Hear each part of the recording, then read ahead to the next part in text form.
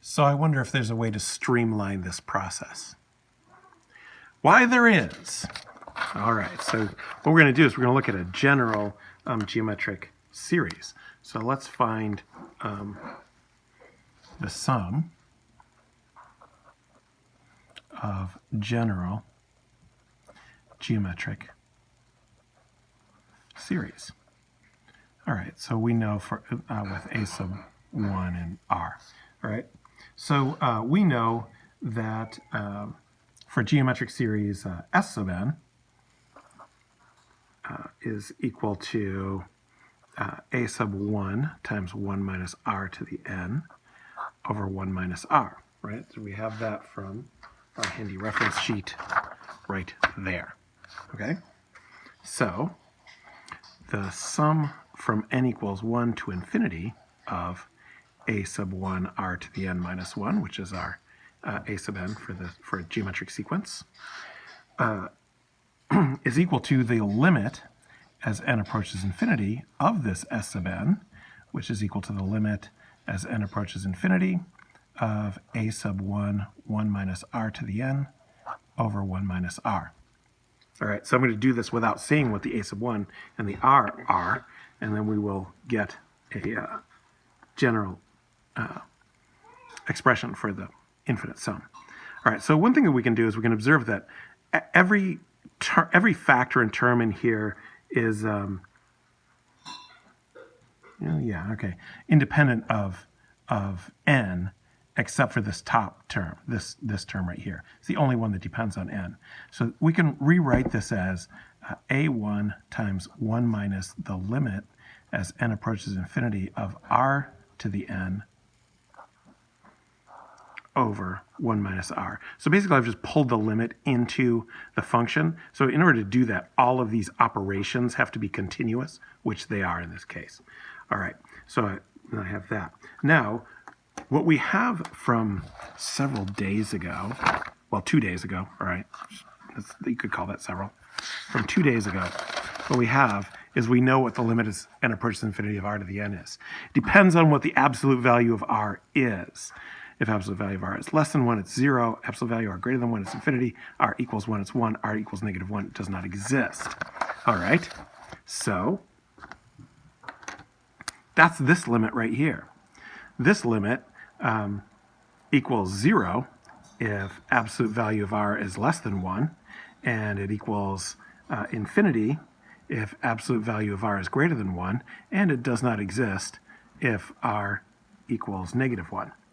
And by the way, if r equals 1, this limit is just 1, and it looks like we'd have 0 at the top, but we would have 0 in the bottom as well. So the entire expression is undefined if r equals 1.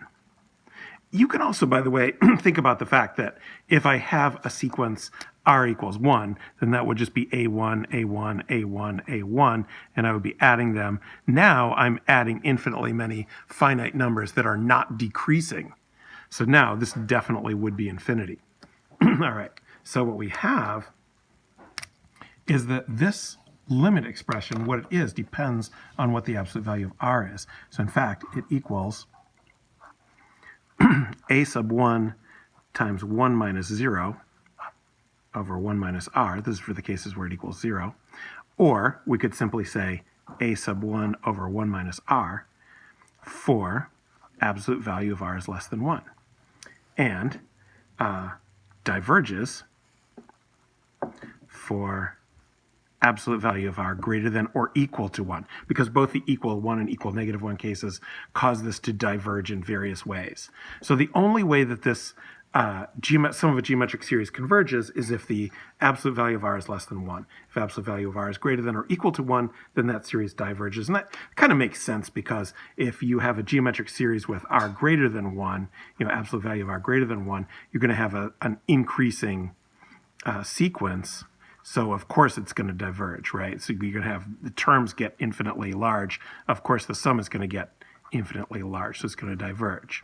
All right, but if absolute value of r is less than 1, then you have a decreasing sequence, which doesn't automatically converge, but in this case happens to converge. It can converge. We're actually going to, this is an important point later, that if the terms of the sequence don't go to 0, then the sum cannot converge.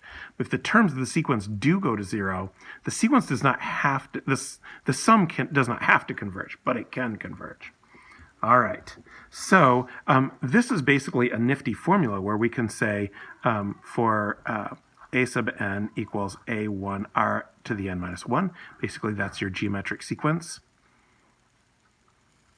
Okay, we can say that the sum from n equals 1 to infinity of a sub 1 r to the n minus 1 equals a sub 1 over 1 minus r, a nice simple formula for absolute value r less than 1, and diverges for absolute value of r greater than or equal to 1. Now this conclusion is extremely important for us for the rest of the chapter.